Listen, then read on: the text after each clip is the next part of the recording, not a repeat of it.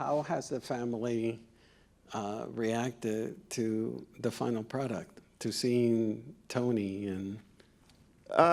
They love it. They get very emotional when they see it.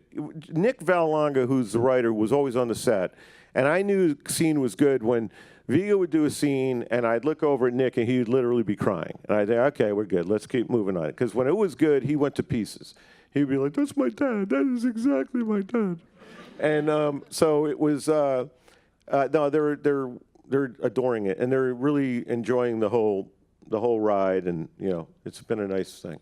And Vigo is famous for his preparation and for his research, and how much preparation, and can you share? Yeah, it was both of them, by the way, Vigo and Mahershala, meticulous, both of them, and they came with a lot of notes. And again, this is what I do. I open the script. Let's sit down. Let's go through the thing. I don't want to be on the day we're shooting it and they say, I don't like this scene. It's like, well, why didn't you tell me like a month ago and we could have fixed it?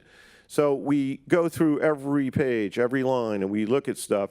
And they both had lots and lots of ideas. But mainly what I got from Vigo, he would be things like in the script when they're in the car and the wife makes the sandwiches. Originally, they're in tin foil. You get, it'd be wax paper. There's no way there'd be tin foil back then. It would have been in wax paper. I'm like, okay. Stuff like that. He shows up with all these crosses that he wants to wear and just other crosses to put on the walls of the house. He goes, they should have crosses all over these people. And then also the stone that we use, that stone, he comes in one day, this is during pre-production, he's got like 10 stones. He goes, listen, I found a bunch of stones, you want to look at them? I said, why don't you just pick it, whatever stone you like. And that was the stone we used.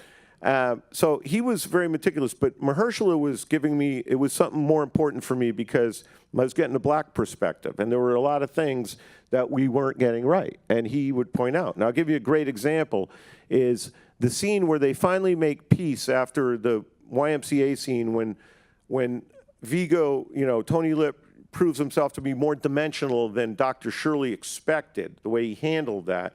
And that's how that really is how Tony Lip was, despite his racism. Well, when they became friends, they have the drink in the lobby. They're having cocktails for the first time, and Dr. Shirley's talking about he always wanted to be a classical musician, but the record company wouldn't let him.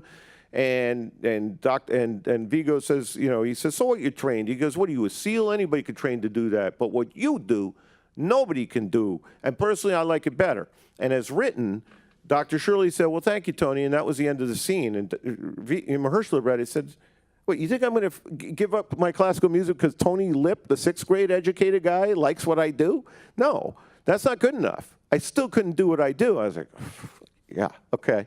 So he adds, thank you, Tony, but not everybody can play Chopin, not the way I can.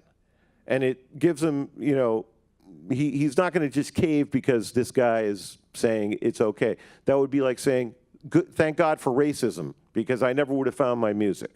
And he was constantly pointing that stuff out in pre-production, and we were fixing it accordingly. Correct me if I'm wrong, Vigo had a lot more archival in letters. Yes. And Mahershala had less archival work. Yeah. Vigo had so much to draw from. He had all the letters, 67 letters. We had a couple hours of audio tape from Tony Lip. His son Nick, about 25 years ago, was recognizing, Dad, this is a great movie. And he sat him down one day and he taped him telling the whole story. And a lot of it, we put the stuff we wanted to use, but could have 3 of these movies with the stuff that happened. But it all happened, not in that order, but there was the RFK thing happened, the YMCA thing happened, even the chicken wing thing happened. He tells the story, he goes, I had a bucket of chicken. He's like, I don't eat chicken. What do you don't eat chicken? He's telling us the whole story. And we're taking it all, and yes, he had a lot to draw from, not to mention the family. Whereas Don Shirley, we didn't have that. We had to find stuff on Google and YouTube and whatever we can. We did find some audio tapes of him, luckily, talking about this trip. And it was very interesting to hear Don Shirley tell similar stories that Tony Lip's telling, like the RFK thing, from his point of view. And different things. But it was definitely Mahershala. He really kind of listened to his music, just kind of, he didn't have as much to draw from, but ultimately he just felt the essence of the guy. And after we made the movie, we screened it for all the Doc Shirley's friends who used to live in Carnegie Hall, and they all said they were blown away by how he captured not his voice, not his, his look, but his, his feel, who he was, his spirit. Well, Peter, thank you for being here. Congratulations. Thank you. Amazing film. I appreciate it. And by the way, I have to say something. This sound system, you had mentioned it. I walked in the back there. I was sitting there at the end, and I was hearing things I haven't heard yet. I was like, oh, my God, I thought that didn't get in the movie. Little sounds. This thing is unbelievable. It's the best sound system I've heard. And I've been to about 100 different screenings, so it's crazy good. Well, bless you. Thank you for being here, Peter.